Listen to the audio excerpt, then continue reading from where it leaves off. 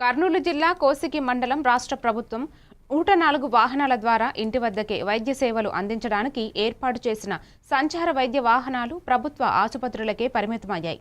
గత వారం నుండే ప్రభుత్వ డాక్టర్లు సమ్మెలో కొనసాగుతుండగా సంచార వాహనానికి డాక్టర్ లేకపోవడంతో 104 ఉద్యోగులు ప్రభుత్వ ఆసుపత్రిలో నిలుపుకొని వాహనాలకే పరిమితమవుతున్నారు. గ్రామాలు వివిధ రకాల వైద్య పరీక్షలు మరియు ప్రాథమిక వైద్య సేవలు, గర్భవతులకు, పక్షవాతం, గుండె సర్జరీ చేసుకున్న రోగులకు మందుల కోసం ఎదురుచూస్తున్నారు. ఇన్ సర్వీస్ పీజీ కోటాను పునరుద్ధరణ, నోషనల్ ఇంక్రిమెంట్స్ మంజూరు, టైమ్ బౌండ్ ప్రమోషన్ అమలు తదితర డిమాండ్స్ అమలు చేయాలని డాక్టర్స్ సమ్మె చేస్తున్నారు.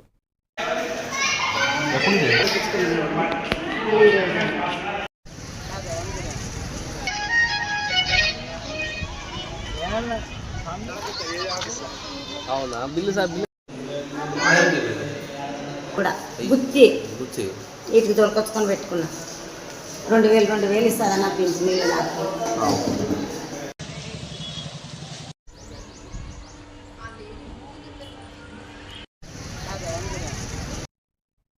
బాపట్ల జిల్లాలో జీఎస్టీ